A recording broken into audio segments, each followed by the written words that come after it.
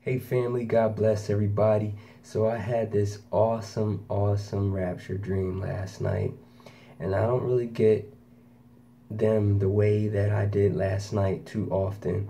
So this was definitely a treat from the Lord.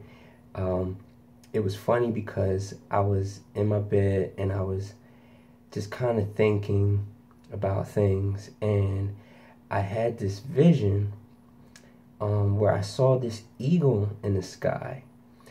And after I saw that vision, I then was just kind of thinking about eagles. And then I got to thinking about the for one of the four living creatures. And I was thinking about the eagle, the one that has the head of the eagle. So then I knew the Spirit spoke to me and told me that the Lord had basically spoke to me, telling me to ask of Him what I wanted in that moment. So what He was saying, I knew He was saying that verse where he says to test Him to see if He won't bless us so much that it's just overflowing. So I was like, okay, Lord, I'll take you up on that. So I was like, I want to have a dream of seeing one of the eagle angels, one of the eagle seraphim, come down and pick me up, or eagle cherubim, whichever one they are, but come down, scoop me up, and then take me up into the sky for a ride. So that's what I asked of the Lord, to have a dream about that.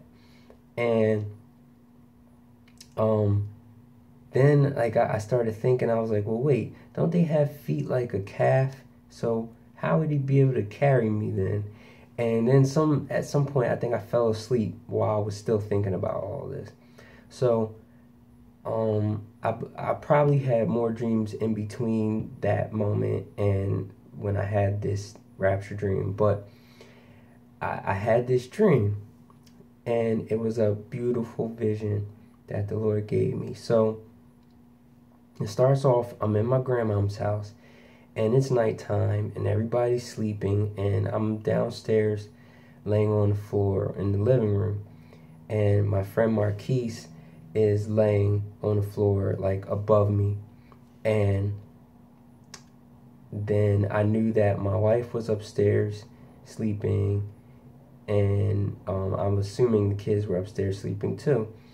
So it was like dead quiet in the house. There was no noise, nobody was awake. It was nighttime. It was probably late in the night. And I get this feeling like something stirred me up. So I like sat up, and I felt like there was a presence that had entered the room. Then I noticed that there was this window that appeared in front of me. So I'm looking into this window, and I could see that it's nighttime, and I see these houses. They were like townhouses, like row houses. And I could tell, like I could see that there were these lights. It seemed like lights started to come out of the windows and go up into the sky. And they were like this golden yellow color, like bright, like stars. And it was a few of them at first, just a few. And then more came out, and then more came out, and then it was just multitudes of all these bright golden glowing lights, stars, coming out of the windows and flying up into the air.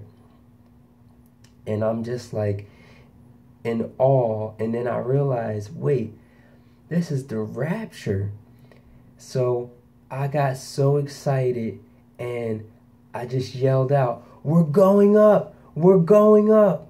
And as I said this, like I started thinking, I'm gonna wake everybody up. And then I was like, you know what? I don't even care if I wake everybody up. I hope I do wake them up, because we're about to get out of here.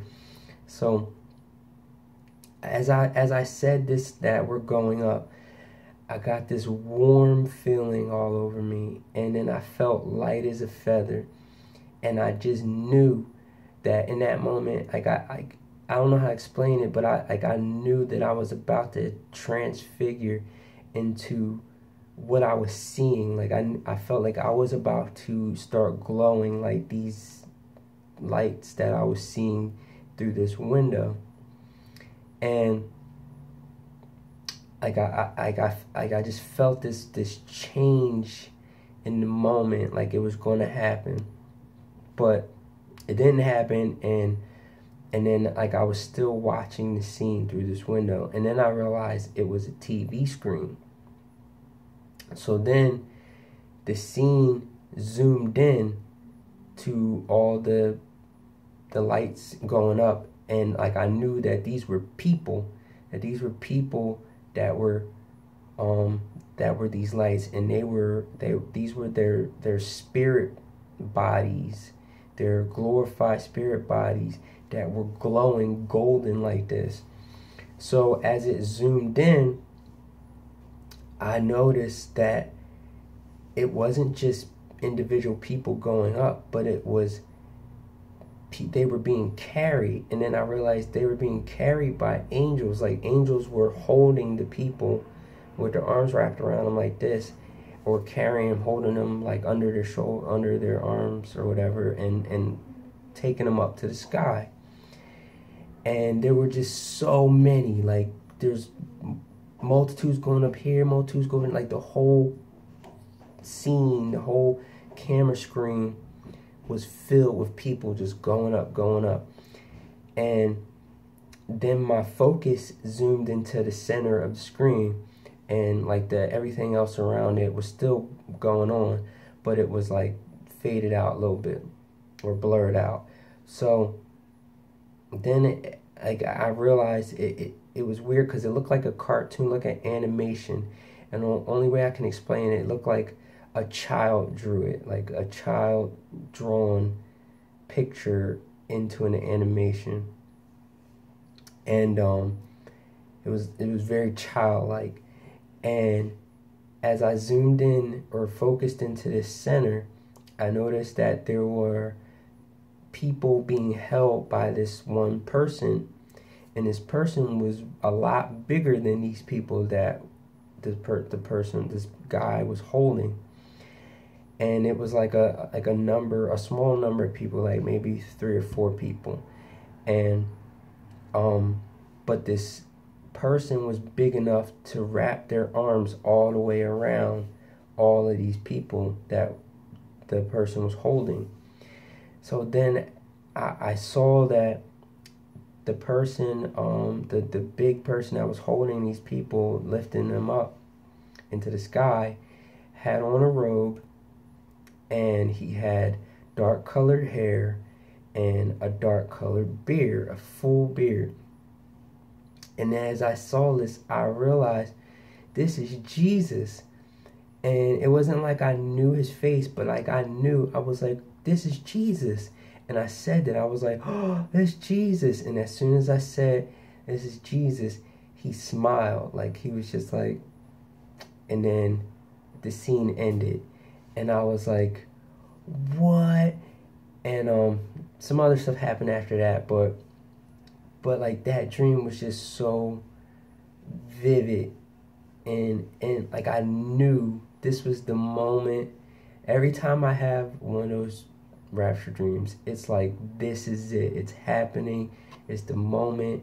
I'm so excited, and I know I'm about to go up and be in heaven and be with Jesus forever and ever now. So a few things popped in my mind later on. One was, this was an answer to that prayer that I asked when Jesus told me to ask him for, what I wanted, and I asked him to have that dream. I saw in this dream people being, or myself. Oh yeah, what I forgot to say was that when those people that were being held by Jesus, I knew that it was me and my family. So he was showing me, he was answering that dream for me, answering that prayer for me, of me wanting to see the eagle coming and lifting me up to the sky. That's what he showed me. He showed me in a form I wasn't expecting, but I mean, that's Jesus. We can't put God in a bubble. So a few things that popped out to me after that was Isaiah 40:31, which says, "But they that wait upon the Lord shall renew their strength. They shall mount up with wings as eagles. They shall run and not be weary, and they shall walk and not faint." And then Psalm 91:4, which says, "He will cover you with his feathers, and under his wings you will find refuge. His faithfulness will be your shield and rampart." So I felt like the Lord was also telling me here, as he was answering my prayer, giving me a rapture dream, giving me encouragement about that whole time frame being like now, soon, very soon. He was also, replenishing me, refreshing me, renewing me, renewing my strength, encouraging me, the fact that he, as the eagle, in the form of an eagle, metaphorically, is carrying us, and we're under his wings as he is holding on to me like that. So that was just beautiful to see that.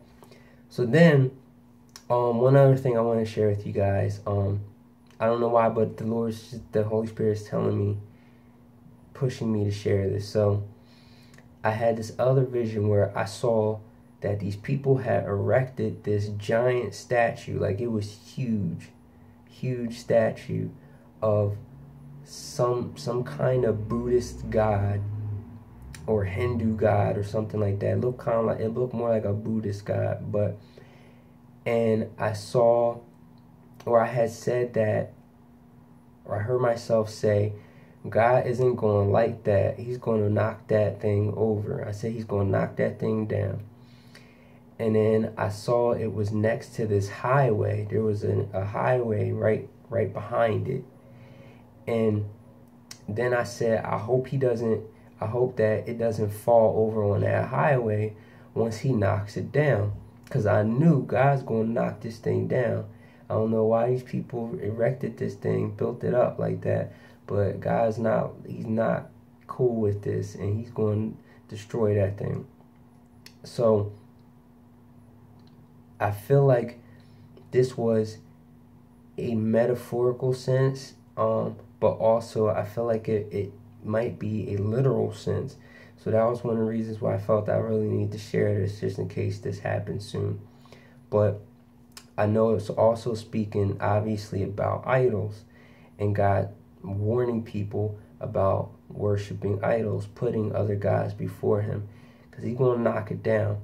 And it reminded me of 1 Samuel 5, which is the story about Dagon, and when the Philistines had put, when they took the Ark of the Covenant and they had put it next to their god Dagon, and every time they kept coming back, God had knocked over their statue, the statue of Dagon, and to the point where the hands were broken off.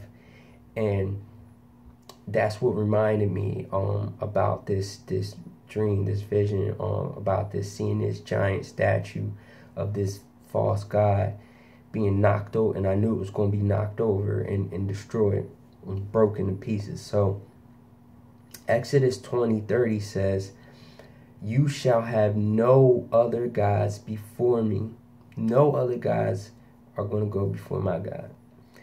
So then Exodus 34:14 says, "For you shall not worship any other god, for the Lord, whose name is jealous, is a jealous God," and he's going to knock it over.